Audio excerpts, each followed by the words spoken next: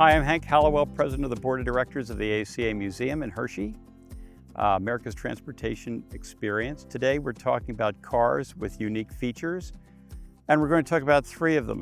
This, a 1978 Dodge Magnum EX with disappearing headlights and T-top, a 1961 Ford Thunderbird with a retractable power top and sideways sliding steering wheel, called a glide-away wheel. And then finally, a 73 Chrysler Town & Country station wagon, 3 seats with wood grain, and that's what families used for transportation back in the day. So, first is this 1978 Dodge Magnum. It's an original car. I purchased it new in 1978. I special ordered it with T-tops, not knowing any better, and we're going to talk about that in a second. First though, these have translucent headlight covers, which actually retract like a hideaway headlight and slide under the headlights completely when the headlights are engaged, and when you turn the headlights off, it releases and closes with a very loud thud. Next is the T-top, and the T-top really was invented as a replacement for the convertible. Dodge had not had a production convertible since 1970 with the Dodge Challenger convertible and the Coronet convertible, as well as the Polara convertible. They took all of that out of production. In 72, really, 71, they still had a Challenger convertible. So, as the convertible was phased out, largely due to air conditioning, the sunroof came into popularity. That was marginally successful, but they thought they'd go one step further and introduce a T-top, which gave you really an open feel like a convertible, but with the protection of a bar across the front that connected the header panel to the back of the car. All of the manufacturers offered this at this time. This is a 78. I think Chrysler came out with T-tops as an option in 77. General Motors had a Hearst hatch made by Hearst Products, the shifter folks. Ford had a T-top. Chrysler offered it both in this car line, in the Diplomat LeBaron car line, and the Aspen Volare car line. I think maybe they offered it in more car lines than anyone else. What you got really were 2 removable smoke glass panels and a storage pouch to put them in. We're going to show you that in just a second. It was a pretty awkward operation. They're easy to take out, very tough to put in the storage pouch. So usually you just kind of put them behind the seat or put them in the trunk loose. That's not good because you'd scratch them. The other problem was these things leaked. They never told you that, obviously, when you were ordering it, but in real life, as long as the car is sitting on a flat surface, it's watertight. If you parked it on a hill, you'd have a problem. I lost an entire supply of Christmas presents one Christmas because during Christmas Eve church service, it poured, the car was on a hill, and that wiped out my then girlfriend's Christmas gifts. So, lesson learned. So that's the story of the T-top. It was an expensive option. I think on this car it was about $650 plus or minus, which in 78 was way more than air conditioning. Probably the most expensive option you could get. These were put in by American Sunroof Corporation for Chrysler Corporation. So the car would leave the production line, all finished and trimmed out, head over to American Sunroof Corporation, where they would literally cut the roof and put the T-top in, and then it would come to you. I ordered this car in November. In those days, a custom car order was 4 to 6 weeks. This took about 2 months because of the added time of the T-top installation. This is the T-top pouch, right? There's a little cover, right? And then we have the 2 T-tops and a divider. I'm going to slide one out. There it is. They're marked driver and passenger side. I thought that was odd when I was in the car. I don't know why they do that, but then when you have them both out, I can see why you'd want to. So you just pull them out, right? It's not light. I mean, they look light, but they're really not. Pick it up, slide it in the track,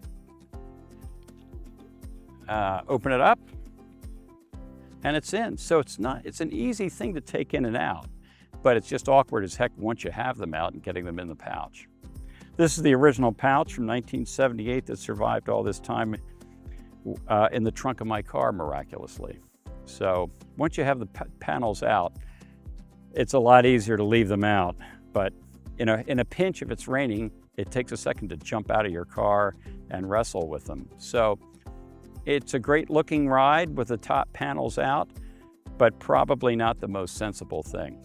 And we're standing with a 1961 Ford Thunderbird convertible, and it's got several unique features that are no longer produced. And probably the number one feature, which is common on all Thunderbirds from 61 to 66, is the slide away wheel. So we're familiar with tilt wheels that go up and down. Ford was fascinated with steering columns that moved left to right.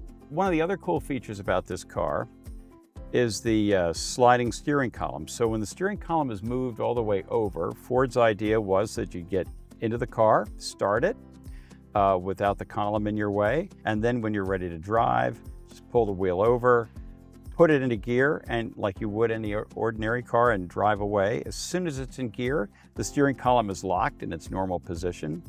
Can only slide over when it's in park. When it does move over, it locks the car in park. So it's a great, it's a safety feature, and it's a convenience feature. This didn't catch on. It was only available in Thunderbirds. Later on, in Cougars and Mustangs, you could get a tilt pop wheel, which they invented in '67 for the new Thunderbird. And that wheel tilted, and it had a knuckle about halfway down and popped over to the right to get out of your way. Ford was fascinated with the left to right movement of the steering column. They were the only ones. And it went out of favor in the, when the design changed the next time through. So if you see one of these, you'll know it's a Thunderbird exclusive.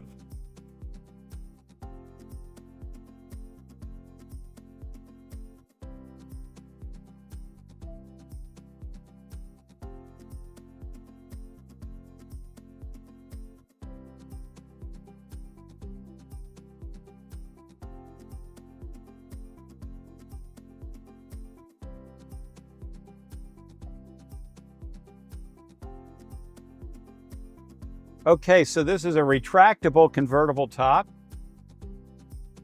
Pretty unique.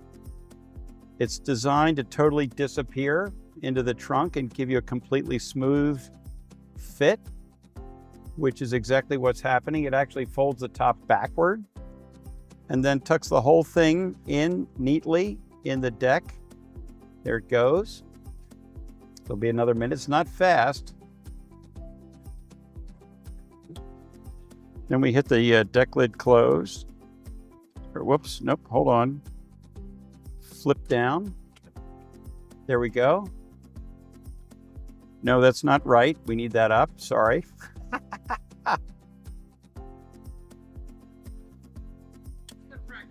That's correct. Now we have the deck closed. And that'll join with that whole piece across the back, which is pretty neat. We're going to leave it right there for now. And that's the way they had a convertible top go down. It's a little unusual.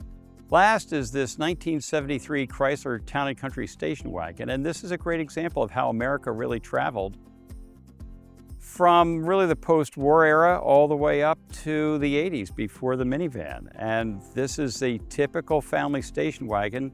The Town & Country was Chrysler's best wagon between Dodge, Plymouth, and Chrysler, and DeSoto as well. They all had wagons.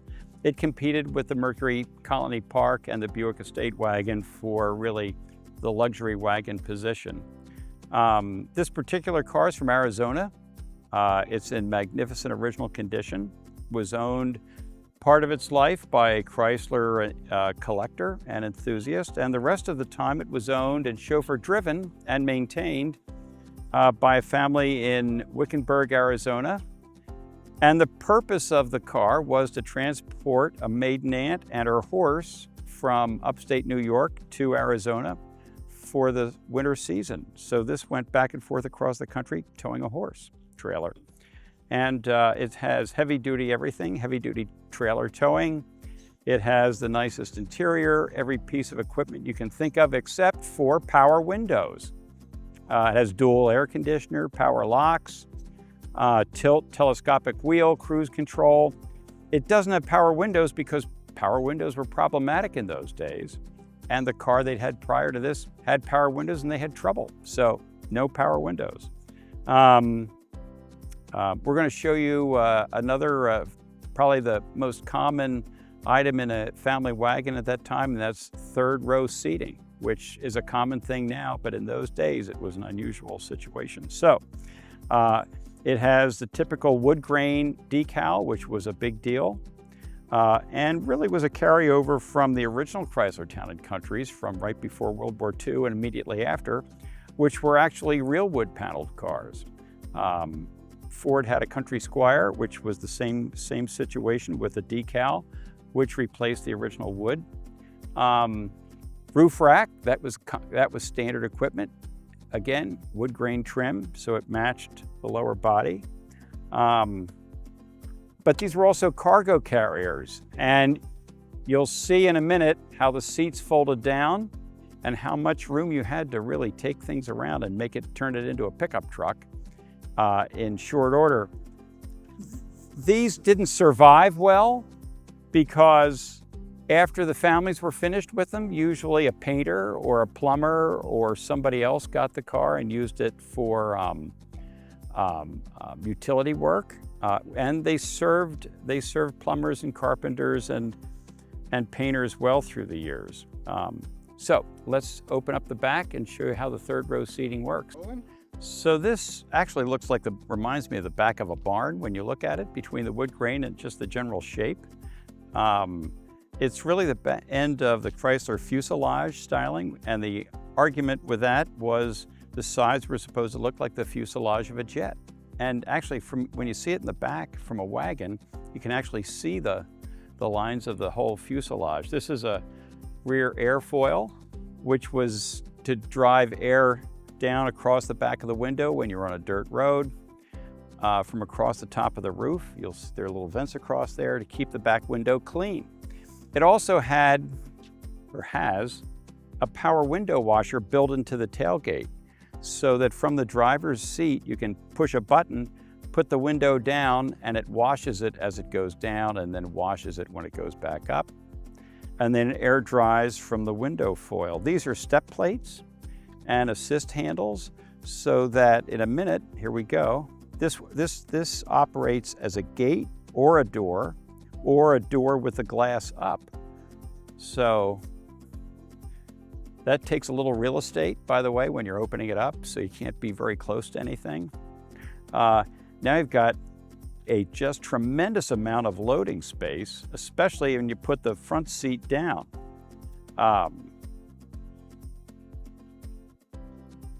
This is the original box that they kept all of their travel material in when they went back and forth across the country. We've got wash and dries, a bar of soap, Camé, if you'd like that, a compass, Kleenex, emergency raincoat. We're ready for any eventuality in your traveling in a handmade wooden box with little hinges that went from car to car. There's the trailer hitch. This has a 5,000 GVW trailer towing package. So it really looks like a car, but in reality, it's really more like almost a heavy half-ton pickup. With springing deliberately set, all you do is pop this open, and with a little work, voila, seat number 3 for folks to look out the back window when you're driving down the turnpike. It's a little distorted from being folded for 50 years, but you would be too. Also interesting, a bag of tire chains in the back, just in case you run into snow in Arizona. So that is the third row seating. Hanging down, I don't know if you can catch that with your camera, you'll see a partition with vents. That's actually rear air conditioning. This car has two air conditioning units in, one for the front and one for the back, just so you got your share of AC on a hot day in Arizona. So as I said, it has about every option you can get. So there you have it. Thanks for joining us for cars with features that are no longer produced. Keep track of our website for updates on when this exhibit will be launched. Also, we're open, of course, every day of the year except Christmas, New Year's, and Easter, and we look forward to seeing you soon.